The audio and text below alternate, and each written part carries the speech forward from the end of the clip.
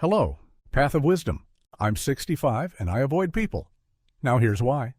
Reaching this age brings profound changes to how we see life, relationships, and time itself. For years, I was the kind of person who always showed up for everyone, friends, family, neighbors, you name it. But over time, I realized that not every connection is worth the energy it takes to maintain. At 65, I found that stepping back from certain relationships isn't about bitterness or resentment. It's about protecting my peace, valuing my time, and focusing on what truly matters. In this video, I'll share the life lessons that led me to this decision, from the way time feels more precious as we age to how relationships naturally change, and even why solitude has become a source of joy rather than loneliness. If this resonates with you or even challenges your perspective, you're in the right place. Take a moment to like this video and subscribe to the Path of Wisdom channel. Together, we'll explore how embracing these truths can lead to a simpler, more fulfilling life. Let's get started. 1. Time feels more precious than ever. At 65, one thing becomes crystal clear. Time is no longer infinite. When we were younger, it felt like we had all the time in the world. We'd waste hours on meaningless conversations, relationships that didn't fulfill us, or obligations we took on out of guilt. But now, every moment feels like a gift, and it's not something I'm willing to squander anymore. This shift doesn't come from fear. It comes from wisdom. Time isn't just a number on a clock anymore. It's the foundation of how I choose to live my life. Every sunrise feels more vibrant. Every conversation with someone I truly care about feels deeper. And even the quiet moments, like sipping my coffee or walking in the park, hold a significance I never noticed before. I've learned that not everything and everyone deserves a slice of my time. This isn't selfish. It's practical. As we grow older, it's essential to step back and ask, is this worth my energy? Does it bring me joy? Does it align with my values? If the answer is no, I let it go. Because the truth is, time spent on things that don't matter is time stolen from the things that do. One way I've embraced this perspective is by simplifying my relationships. I no longer say yes to every invitation or engage in shallow conversations just to be polite. Instead, I seek out connections that feel real, where I can be myself and where the other person values my time as much as I do. A meaningful conversation over tea beats a crowded gathering where I feel invisible every single time. This isn't about isolating myself. It's about honoring my life. I've started to see time as a trusted companion. It reminds me to slow down and savor the moments I once rushed through. It tells me to choose wisely because every choice has weight, and it reassures me that it's okay to let go of what no longer serves me. If you're finding yourself with similar thoughts, I want you to know you're not alone. There's no rule book for how to spend your time in this stage of life. But here's what I've discovered. Focus on what matters. Time isn't about how much you have left, it's about what you do with it. Protect it fiercely. Fill it with purpose, peace, and people who truly uplift you. Because once you start treating time as the treasure it is, your entire life shifts into something more meaningful. 2. Relationships change, and so do we. As the years pass, relationships evolve, and so do we. At 65, I've come to accept a hard truth. Not every relationship is meant to last a lifetime, and that's okay. It's not a sign of failure. It's just life moving forward. When I was younger, I believed relationships required constant effort to maintain. I remembered every birthday, attended every gathering, and reached out even when I felt drained. I thought being there for everyone made me a good friend, neighbor, or family member. But over time, I realized something. Not all relationships are equal. Some nurture you, while others deplete you. This shift didn't happen overnight. It came through years of experience, some wonderful, some painful. I've been hurt by people I trusted, disappointed by those I relied on, and even distanced from family members whose paths simply grew apart from mine. For a long time, I took these losses personally.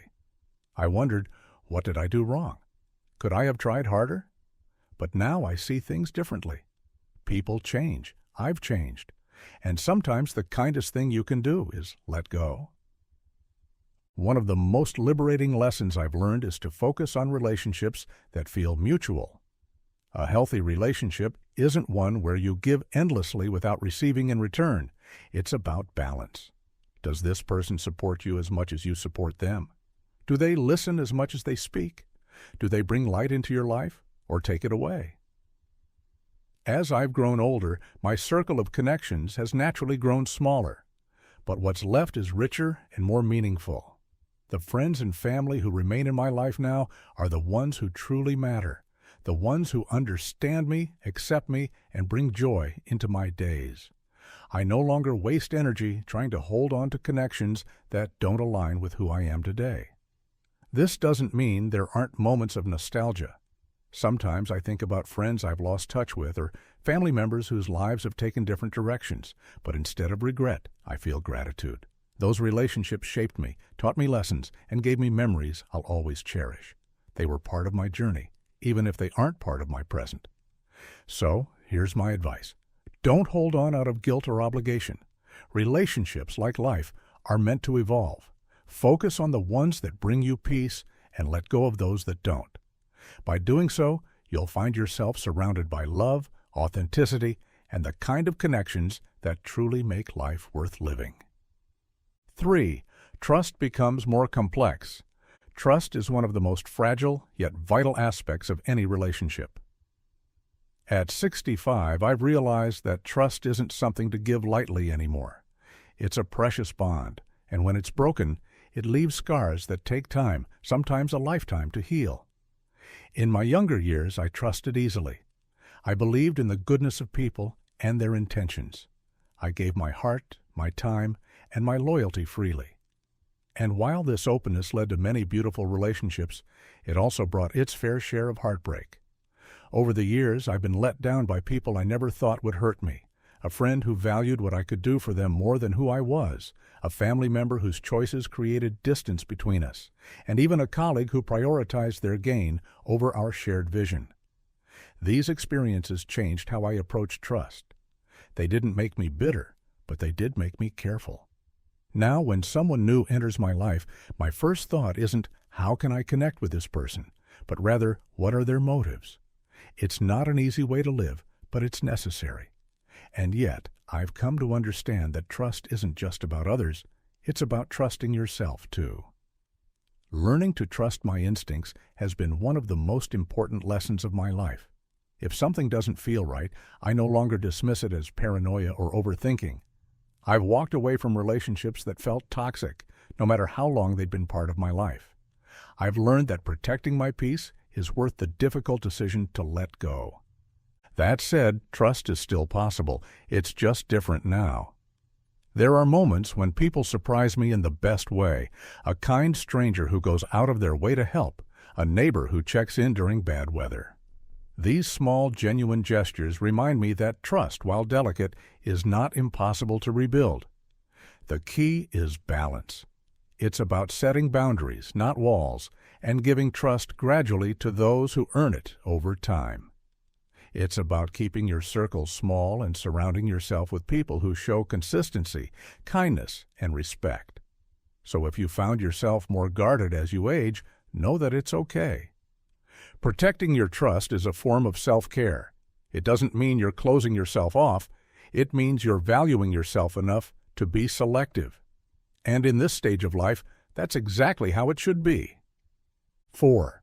The world has changed. At 65, it's impossible not to notice how much the world has transformed. Life feels faster, busier, and more tech-driven than ever before. Yet, for all the progress and convenience, something valuable seems to have been left behind, a sense of warmth, simplicity, and connection. I grew up in a time when relationships felt genuine. Neighbors weren't just people who lived nearby, they were friends. We'd visit each other without needing an invitation, sharing coffee, stories, and laughter. Families gathered regularly, not because they had to, but because they wanted to. Time spent together felt natural and meaningful. Now things are different. People are so busy chasing success, managing endless to-do lists, and keeping up with the fast pace of modern life.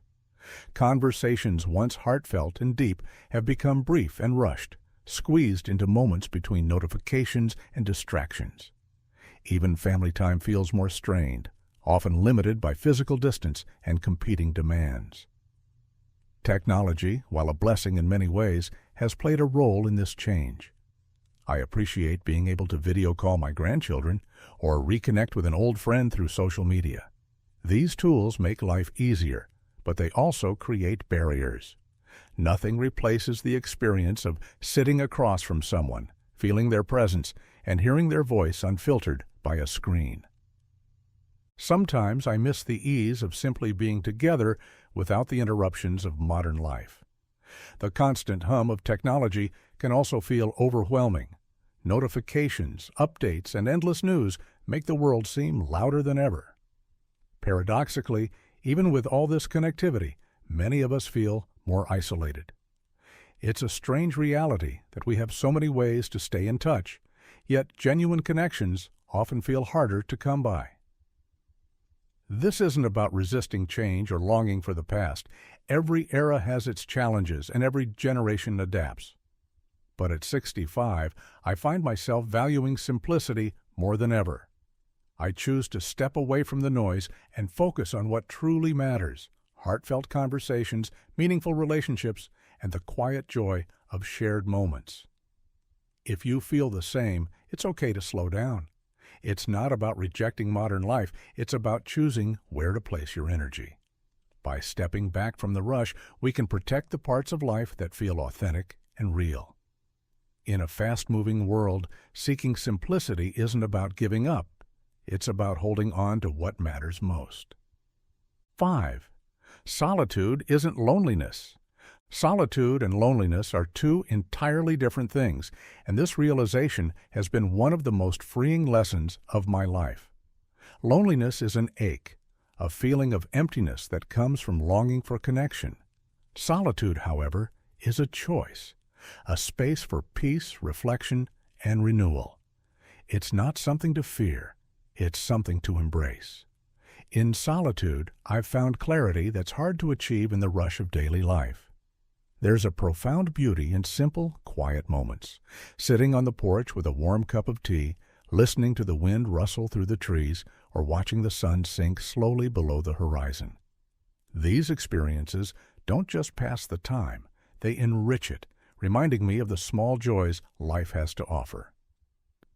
Reflecting on the past has also become a source of comfort during these quiet moments. Instead of dwelling on mistakes or missed opportunities, I focus on the lessons I've learned and the memories that bring me happiness. Solitude offers a space to look inward and make peace with the life I've lived, finding gratitude for the person I've become. That's not to say I've withdrawn from people. On the contrary, solitude has helped me appreciate my relationships even more. It's allowed me to focus on meaningful connections instead of maintaining relationships out of obligation or habit. When I spend time with loved ones, I'm present and engaged, savoring the moments we share. Solitude has also taught me to value myself. It's easy to get caught up in the idea that being surrounded by people defines your worth. But the truth is, your value doesn't come from the size of your social circle or the number of events on your calendar. It comes from within, from knowing who you are and what truly matters to you. If you've ever feared being alone, I encourage you to rethink that perspective. Solitude isn't a punishment. It's a gift. It's a chance to hear your own thoughts, to focus on what brings you peace, and to reconnect with yourself. The more you embrace it, the more you'll realize it's a source of strength and clarity. In the quiet of solitude, you can find balance and joy.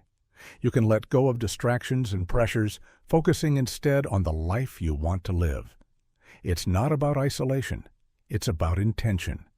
And in those moments of stillness, you may discover a deeper sense of fulfillment than you ever thought possible. 6. Why I avoid people now. Avoiding people isn't about bitterness or resentment. It's about protecting my peace. Over the years, I've learned that not every connection is worth maintaining, and not every social obligation deserves my time or energy. This realization didn't come easily, but it has been one of the most important lessons of my life. For much of my younger years, I believed in always being available. I wanted to be the person others could count on, the reliable friend, the helpful neighbor, the supportive family member. And while that brought me joy for a time, it also left me drained. I gave too much of myself to relationships that weren't mutual and situations that didn't align with my values. Life has a way of teaching us where to draw the line, even if it takes decades.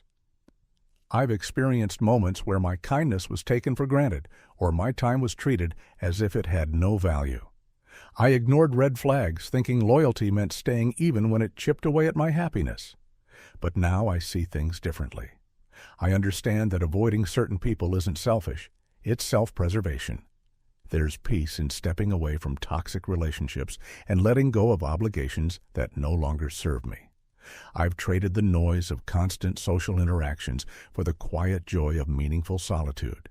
Instead of stretching myself thin trying to please everyone, I focus on a smaller, deeper circle of relationships, connections that bring light and fulfillment to my life. This doesn't mean I've shut myself off completely. The people who remain in my life are there because they genuinely care, not because they expect something from me. These relationships are rooted in mutual respect and understanding, and they feel effortless in the best way possible. There's no drama, no competition, just genuine connection. I also avoid people who bring negativity into my life, those who thrive on drama, constantly complain, or never ask how I'm doing. They no longer have space in my world. I've learned to prioritize my own well-being, even if that means saying no more often or choosing solitude over company. Avoiding people doesn't mean giving up on humanity. It means valuing myself enough to protect my peace. It's about choosing relationships that uplift, not drain, and seeking moments that truly matter. Life is too short to waste on what doesn't bring joy, and in making this choice, I've found a sense of freedom and happiness I didn't know was possible. 7. Is this a shared experience? Have you ever found yourself wondering, am I the only one who feels this way? As I've grown older, I've asked myself that question many times, especially as I've become more selective about the people I let into my life. But the more I talk to others around my age, the more I realize this isn't just my story. It's a shared experience. Life has a way of teaching us hard but valuable lessons about relationships, priorities, and self-worth. For decades, I tried to meet everyone's expectations. I wanted to be the dependable friend, the supportive family member, the neighbor who always showed up. But at some point, I realized the cost. I was pouring so much into others that I had little left for myself.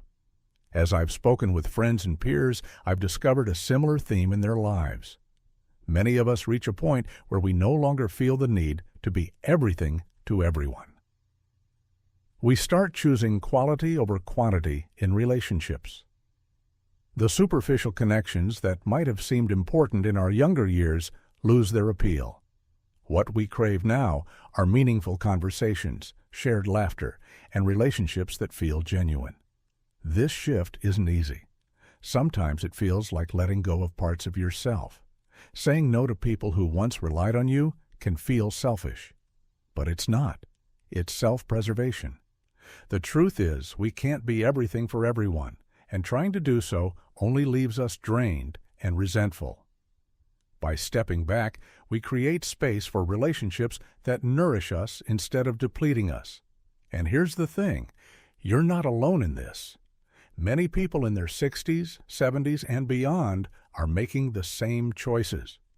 It's not about pushing people away, it's about finding peace and clarity. It's about prioritizing your well-being and focusing on what truly matters. If you've noticed yourself pulling back from relationships that no longer serve you, it's not a sign that something is wrong.